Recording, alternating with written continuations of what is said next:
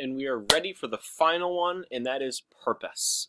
So what is purpose? Well, it's the reason behind why the person is presenting you the information they're presenting you. And this one is a big one.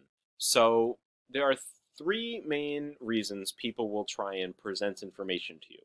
The first reason is to educate you on a topic. The second reason is to make money off of you, in terms of we want you to read this so we make money from you. And the final reason is to entertain. So there's educational, there's financial, and there's educational, and sometimes they mix. But you really have to be aware of the purpose of the person writing or presenting you that information. So let's take a look for an example.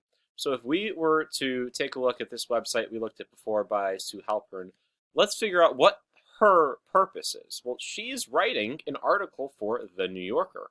So what is The New Yorker? The New Yorker is looks like a news outlet.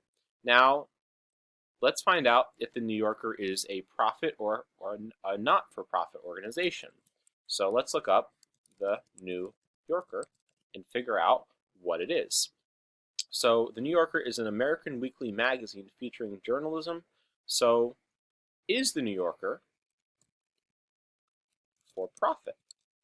If they're making money off of what they write, then one of their purpose is they're going to have a bias toward trying to make you read it to get money, such as a lot of news sources.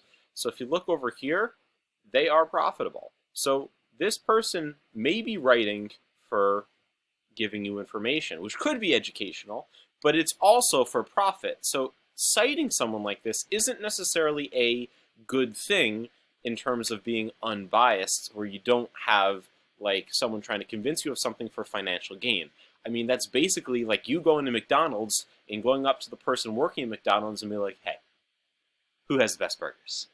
They're going to say them because they're making money off of you. Or something that I was mentioning in the last video is if you go to someone's website, it's their website. You can't believe what they say about themselves. I could claim I am a hypnotist elephant jiu-jitsu master on my website. I could claim anything I want on my own website, and any organization can claim anything they want about themselves. You have to look at what other people say about them. And if someone's making money off of you getting their content, you can't fully trust them. So the only time you're going to have a purpose that is purely educational is when you have a .edu website. So if I looked up the same thing, coronavirus, 3D printing, and I quoted edu, I only wanted something that's purpose was to educate.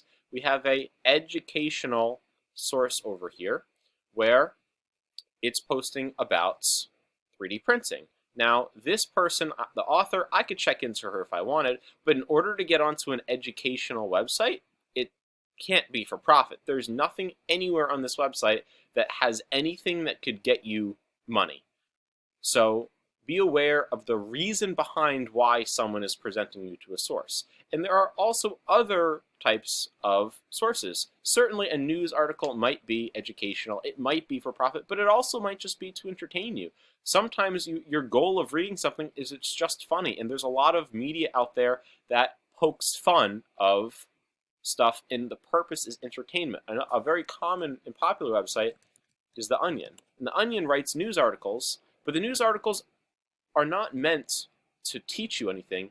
It's meant for satire. It's meant for educational, not educational. It's meant for entertainment purposes only, because satire means being critical, mocking others' weaknesses. It's a genre of which is made for fun.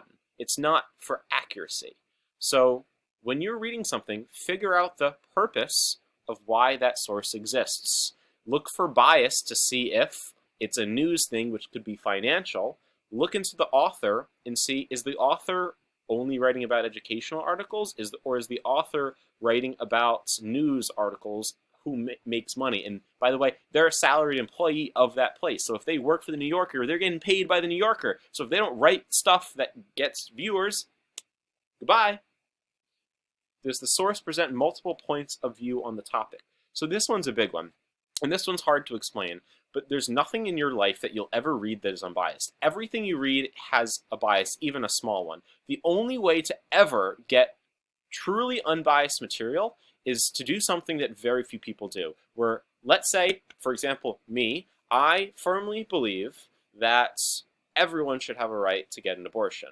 And the only reason that I am okay having this opinion is because I did the research on what people said for the reasons why they shouldn't be allowed to have an abortion, and I also read articles on why people should be allowed to have an abortion. And only if I look out opinions that I don't agree with and I read them, and then I synthesize them, I bring them together, and I come to my own understanding, well, if I don't do that, then it's not unbiased. I have to look and actively seek out both sides of a story. So if you read something online and you just trust it, you're being fooled. You need to go actively, even if you don't agree with the other side, you need to actively go look for that information, read their side, read the side you believe in, and then put that information together to figure that out. So there's no author that's unbiased. The only way to get unbiased information is for you to go to both sources and come up with your own opinion for yourself.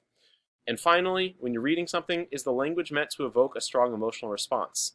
Clickbait, guys. If something's trying to make you click on it, that's probably more entertainment related or for financial reasons than it is to simply educate you. And too many people in this country read the news and read stories and just trust that it's there to educate them, and it's not. And that's why we have so many issues with false news and false advertising. It's because people don't know how to use the CRAAP test. They don't need to know how to find the purpose of a website because people trust information before knowing why it's there.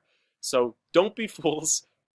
Finish the CRAAP test, go reflect on what you learned on purpose, and get ready to test it with the website below.